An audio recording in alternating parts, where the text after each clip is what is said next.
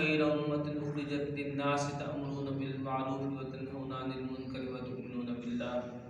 صدق اللہ العظیم۔ رب اشرح لی صدری ویسر لی امری واحلل عقدۃ من لسانی یفقہوا قولی۔ انتہائی واجب الاحترام حاضرین و سامعین اور دوستو، عزیز و بھائیو، اللہ رب العزت نے قرآن کریم کی آیت کریمہ کے اندر اس امت کی ذمہ داری کو بیان فرمایا ہے،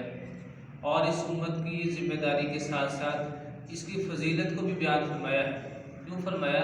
کنتم خیر امۃ اخرجت للناس تأمرون بالمعروف وتنہون عن المنکر وتؤمنون باللہ، تم سب سے بہترین امت ہو، تمہیں لوگوں کے نفع رسانی کے لیے نکالا گیا ہے، اور بھلی بات کو حکم کرتے ہو، بری بات سے منع کرتے ہو، اور اللہ پر ایمان رکھتے ہو۔ گویا کہ اس آیت کریمہ کے اندر اللہ رب العزت نے اس امت محمدیہ کی اولین اور خاص ذمہ داری کو بیان فرمایا ہے کہ یہ امت سب سے بہتر امت ہے، سب سے بہترین امت ہے۔ اس امت کے تمام افراد کو اللہ رب العزت نے امام الانبیاء علیہ السلام والی محنت کے اندر شریک فرما دیا ہے، کہ جیسے پہلے نبی آیا کرتے تھے اور آ کر انسانوں کی ہدایت اور رہنمائی فرمایا کرتے تھے، اس کے لیے کوشش اور محنت کرتے تھے، اسی طرح قیامت تک کوئی اور نبی نہیں آئے گا۔ جیسا کہ اللہ کے نبی علیہ السلام کا ارشاد ہے، انا خاتم النبیین لا نبی بعدی، میں سب سے آخری نبی ہوں، میرے بعد اور کوئی نبی نہیں آئے گا، اور یہ امت سب سے آخری امت ہے۔ اب اس امت کے بعد اور کوئی دوسری امت بھی نہیں آئے گی۔ اس لیے اللہ رب العزت نے نبیوں والی محنت اور نبیوں والا کام اس امت کے تمام افراد کو عطا فرمایا ہے کہ خود بھی دین پر چلیں، اوروں کو دین پہ لانے کے لیے کوشش اور محنت کریں، خود بھی بڑی باتوں پہ عمل کریں، اور اوروں کو بڑی باتوں پہ عمل کرنے کے لیے کوشش کرتے رہیں، اور خود بھی بری باتوں سے رکتے رہیں، اور اوروں کو اس پہ لانے کے لیے کوشش اور محنت کرتے رہیں۔ جیسا کہ اللہ کے نبی علیہ السلام کا ارشاد بھی ہے،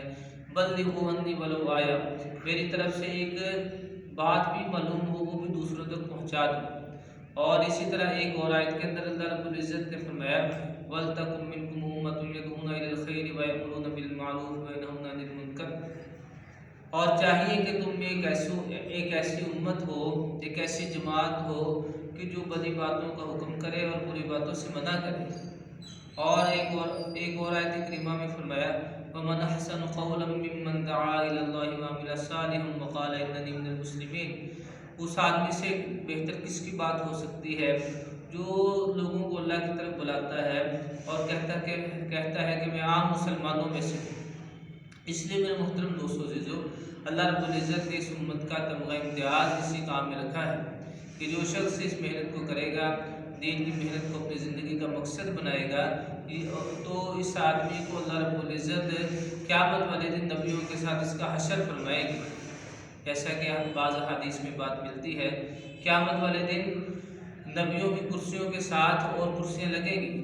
نبیوں کی کرسیوں کے اوپر مہر نبوت ہوگی، اور بعض ایسی کرسیاں جن کے اوپر مہر نبوت نہیں ہوگی۔ تو